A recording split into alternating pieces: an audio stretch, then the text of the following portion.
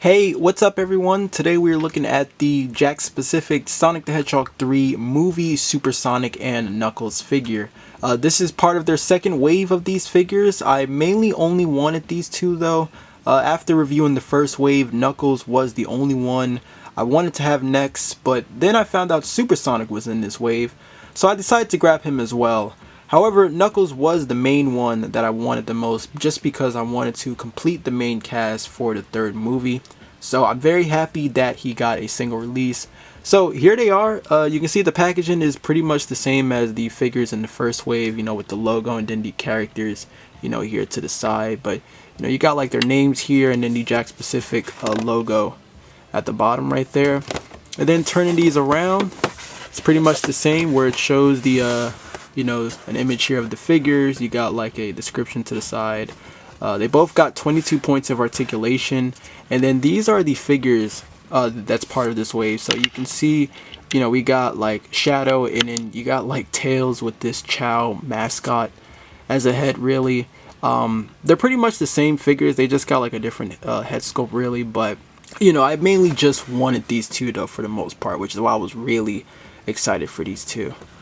Alright, so first up is the Super Sonic figure, and this is pretty awesome to have, getting a Super Sonic figure from the third movie, even though we don't even know if he's turning super in this movie, but I'm assuming he is now since we got a figure of him in the second wave. But this is pretty cool. It has a different expression than the standard one in the first wave, and obviously it's going to be very similar since it is still Sonic, but the eyes is actually red this time. For the second movie, we had one with the green eyes, and then it had like a later release where they gave it the red eyes.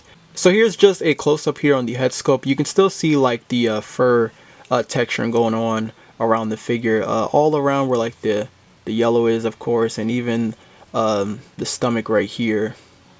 So it's similar to like the what they did with the other figures, but again, very, very similar to the standard Sonic figure. And I want to do a comparison real quick, but here is the Super Sonic figure we got for the second movie. You can see it's a whole lot better. The issue I had with this one was I didn't like how the stomach was for this figure, because it almost looked like it blended in with the yellow. And for this one, the yellow isn't as bright as this one is, or their other Super Sonic figure. This one's just a little bit more kind of orange in a way.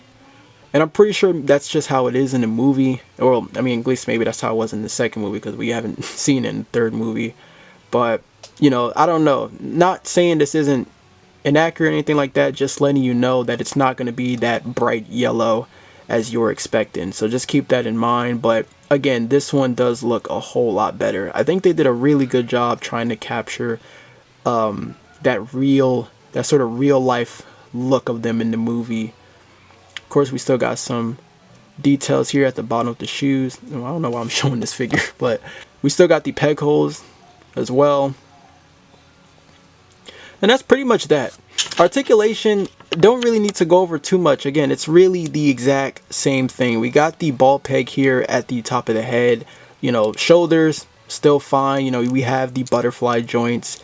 Upper bicep swivel is there. We got our ball hinge for the elbows right there. The wrists do swivel and hinge, and we have the hinge here for the hands, right? We also have the ball peg here, for the torso, which doesn't move that well, but it is there. And then, the hips on this guy is also fine. Upper thigh cut, ball hinge for the knees, and yeah, ankles. Pretty much the same thing, right? So that's okay. I didn't really have any issues with the Sonic and Shadow figures from the first wave. I thought they actually posed really well. So this one, you shouldn't really have any issues unless you run into a problem with this figure, because it does kind of vary on what figure you get. But this one is perfectly fine. I do like it a whole lot. So yeah, it's just nice to finally get a Super Sonic figure from the third movie.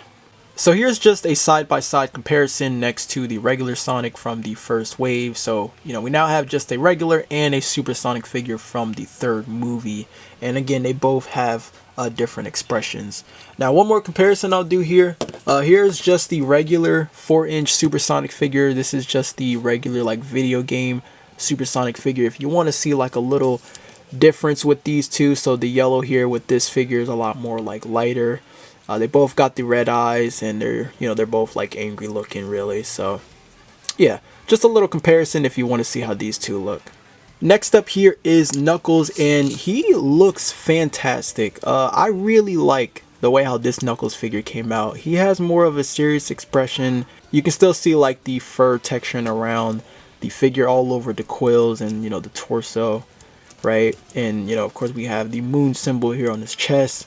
There's details at the bottom of his shoes right here. No peg holes though.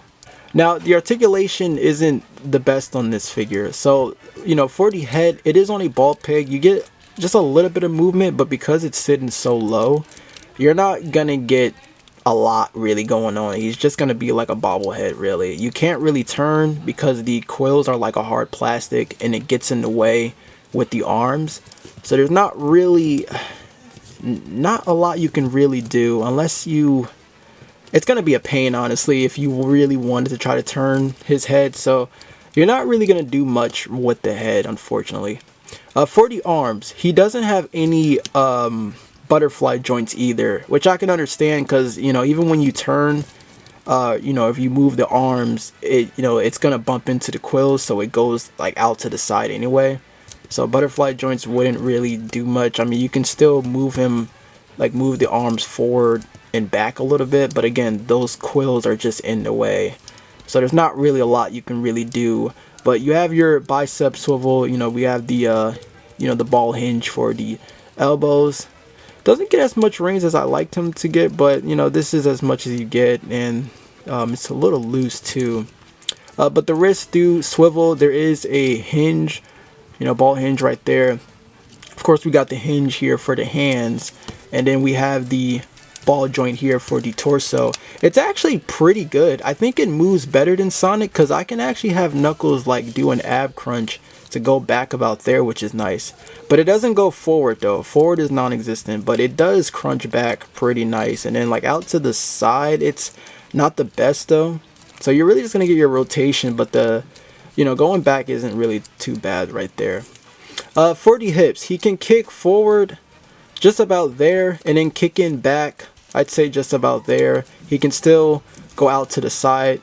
We still got the upper thigh cut and then the ball hinge for the knees, and then the ankles. They don't really go far back or forward really, and the ankle rocker is there, but this is really hindering that. So that's all you're really getting, and there's not really a rotation to the ankles. You're really just going to be rotating the entire leg. So his articulation isn't going to be like as great compared to Sonic and Shadow. You'll pose him just a little bit, you'll get like some basic posing, but he's very limited. There's not really going to be a lot you can really do with this figure compared to Sonic and Shadow. So yeah, just basic posing. It's really just the head though, I think that's really hindering that, and the ankles just aren't that great either. So yeah, that's like the biggest downside here for Knuckles. Oh, and then there's no butterfly joints either. Now for comparison, here it is next to the older movie Knuckles figure. This one is based off of the second movie when they were doing their figures in the 4-inch scale. But yeah, you can see the difference here with the the new one from the third movie and then like the second movie right there. And then I'll do another comparison. I'm gonna grab a Knuckles figure from the Sonic Prime cartoon. So here's the Renegade Knucks figure. So the movie Knuckles figure is still a lot taller, and I think I did that with Shadow. The Shadow movie figure was a lot taller than the one from Sonic Prime, but yeah, there's like your comparison right there.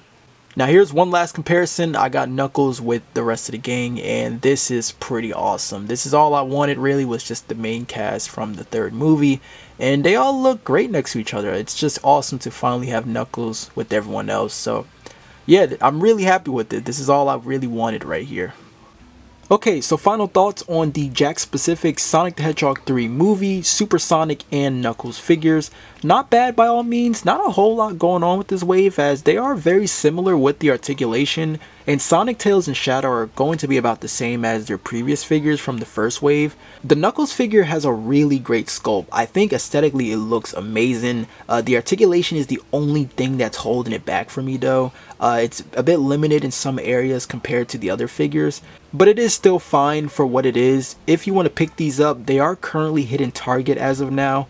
But let me know, what are your thoughts on this in the comments down below. As always, thank you all so much for watching. I hope you enjoyed the review. Until then, take care, my friends.